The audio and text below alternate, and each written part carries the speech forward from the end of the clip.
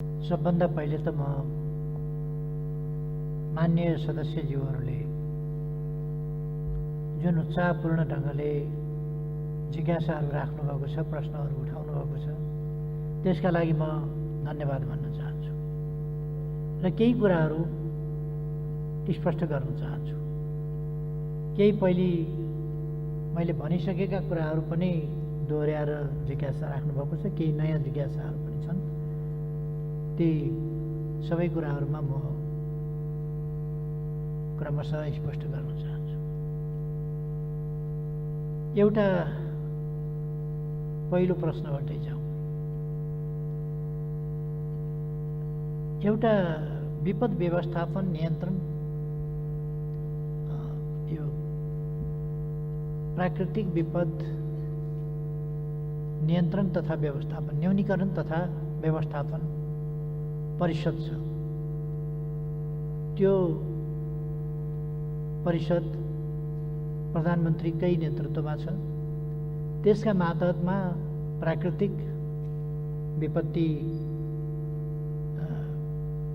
नियन्त्रण समिति छ, त्यो गृहमन्त्रीज्यूको नेतृत्वमा छ र यिनीहरूको सचिवालयको रूपमा प्राकृतिक विपत्ति व्यवस्थापन प्राधिकरण भन्ने छ, त्यो सचिवालयको रूपमा त्यसले काम गर्छ। यो चाहिँ बाढी, पहिरो, आँधी, आगजनी आदि जुन कुराहरू भइरहन्छन् त्यसका निम्ति स्थायी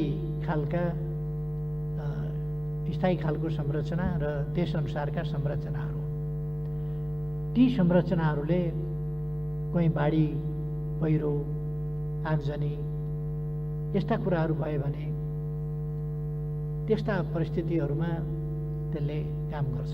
तर जब महामारी जस्ता कुराहरू हुन्छन् त्यस्तो अवस्थामा विशेष व्यवस्था गरिन्छ।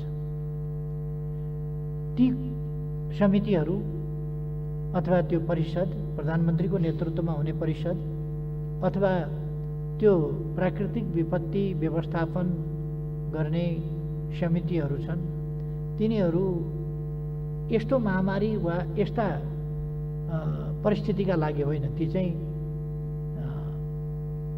सालिन्दा हुने खालका घटनाहरू, जस्तो हाम्रो देश कहिले भूकम्प जस्ता कुराहरू, कहिले आगजनी जस्ता कुराहरू, कहिले चक्रवात जस्ता कुराहरू, कहिले बाढी, कहिले पहिरो, यस्ता कुराहरूबाट आक्रान्त भइरहन्छ र त्यस्ता कुराहरूको सामना गर्न, त्यसको तयारी गर्न, त्यसका निम्ति एउटा तयारीको अवस्था पनि राख्न र तत्काल राहत, तत्काल उद्धार, तत्काल राहत, तत्काल सुविधा पुर्याउनका निम्ति यी समितिहरू हुन्।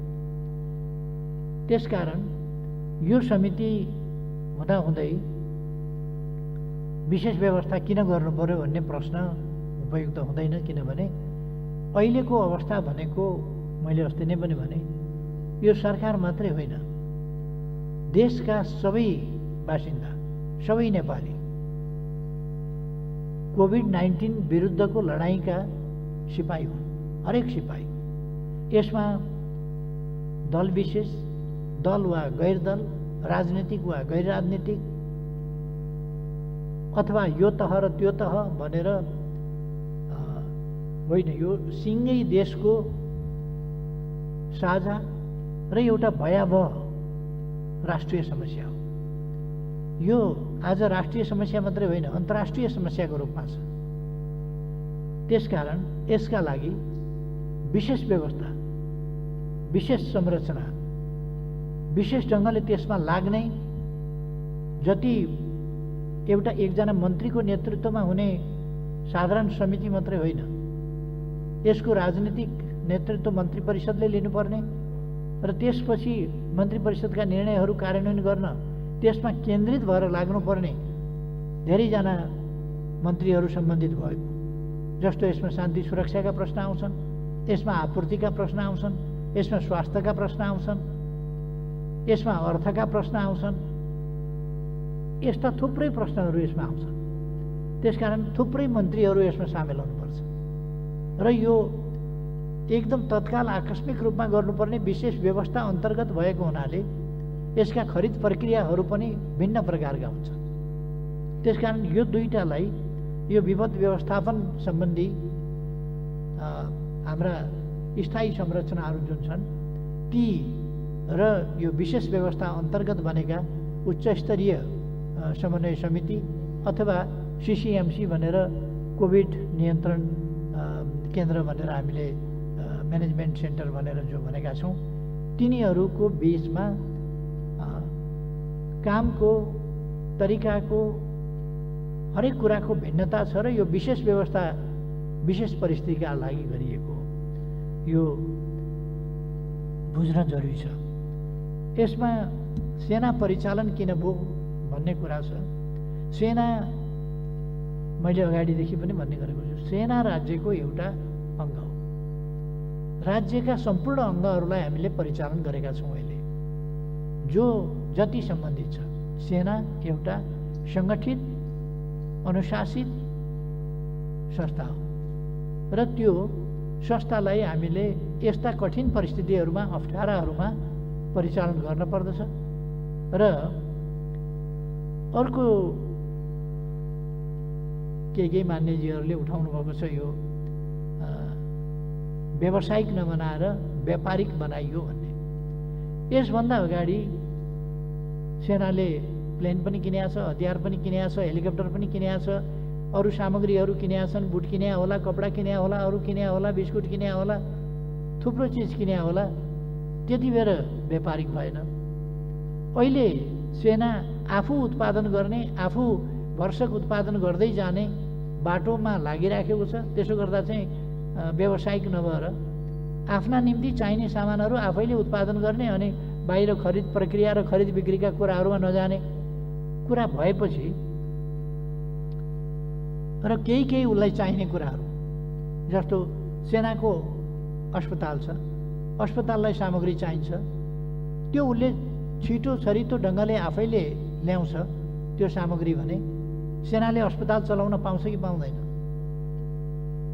अहिलेको सरकारले सेनाको अस्पताल त बनाएको होइन, सेनाको अस्पताल उहिले बनेको छ। अनि त्यो अस्पतालमा उहिलेदेखि सामानहरू आफूले औषधि उपकरण आदि किन्ने गरेको छ। अनि अहिले सेनाले 28,000 पिसिआर जस्तो केही सामानहरू आफूलाई आवश्यक पर्ने, आफ्नो तर्फबाट सेवा उपलब्ध गराउनका लागि आवश्यक पर्ने र सेना फ्रन्टमा बसेर सेवा गरिराखेका छ अहिले कोभिड-19 को सम्बन्धमा। त्यसै प्रसङ्गमा आफ्नै सुरक्षाका लागि चाहिने पिपिई जस्ता कुराहरू मगाउने कुरामा यदि सेनाले किन्यो भने अब यसमा आपत्ति हुनुपर्ने कुरा म के भन्न चाहन्छु भने सेनालाई हामीले कुनै एउटा चाहिँ यो फरक खालको चाहिँ नेपालभन्दा बाहिरको, नेपाल सरकारभन्दा बाहिरको केही जस्तो गरेर व्यवहार गर्नुपर्ने वा त्यस्तो धारणा राख्नुपर्ने त्यस्तो आवश्यकता होइन। यो नेपाल सरकारको एउटा अङ्ग हो, एउटा निकाय हो, एउटा विभाग जस्तो कुरा हो। त्यसकारण सुरक्षा सम्बन्धी हाम्रा सबै संयन्त्रहरू चाहिँ परिचालन हुन्छन्। यसर्थ कुन चाहिँ कुरा अनि गृहको भूमिका कहाँ खोसिएको छ? गृह मन्त्रालयको भूमिका खोसिएको छैन, तर सेनालाई पनि सेनाको भूमिका दिइएको छ यति बेला। अनि विपद व्यवस्थापनका अधिकारहरू खोसिएको छ र त्यो पनि खोसिएको छैन। विपद व्यवस्थापनका गृहका जिम्मेवारीहरू खोसेर सेनामा सारिया छ र त्यसकारण यस्तो भ्रमपूर्ण कुराहरू मा पर्न हुन्न, भ्रममा नपरौँ भन्ने म आग्रह गर्न चाहन्छु। एउटा मैले चाहिँ नि सुने विशाल ग्रुप भन्ने, विशाल ग्रुप कुन हो? कहिले ओम्नीको चर्चा गरेका सुन्छु, कहिले कसको चर्चा गरेका सुन्छु। मैले पटक पटक भन्ने गरेको छु, यो अब जथाभावी नै बोल्ने हो भनेदेखि त बेग्लै कुरा भयो। जसलाई जे मुख छाडे पनि सन्तोष हुन्छ भने त बेग्लै कुरा भयो। नत्र भने कहिले कोबाट सञ्चालित छ, ओम्नी ग्रुप भनेर को छ त्यत्तिकै बोलेको छ, कहिले के भनेर बोलेको छ, कहिले विशाल ग्रुपसँगको साँठगाँठबाट भन्ने कुराहरू गरेको छ। यस्तो कुराहरू हामी सांसद जस्तो जनप्रतिनिधिहरू जस्तोले बोल्दाखेरि अलिक तथ्य प्रमाणका आधारमा बोल्नु वाञ्छनीय हुन्छ। फेरि पनि म के भन्छु भने यस्ता सबै कुराहरू जे उठेका छन् तिनीहरूप्रति मेरो ध्यान गएको छ। कहीँ कुनै प्रकारको अनियमितता वा अनुचित तरिकाहरू पाइयो भने त्यसको छानबिन हुने र त्यस सम्बन्धमा अनुचित क्रियाकलाप देखिएमा दण्डित हुने, त्यो कुरा मैले रिपिटेडली भनेको छु। त्यसमा कुनै कम्प्रोमाइज हुँदैन र बेठिक कुराहरू सह्य हुँदैनन्। गैर कानुनी अथवा अनियमित अथवा भ्रष्ट कुराहरूलाई यस सरकारले सहदैन।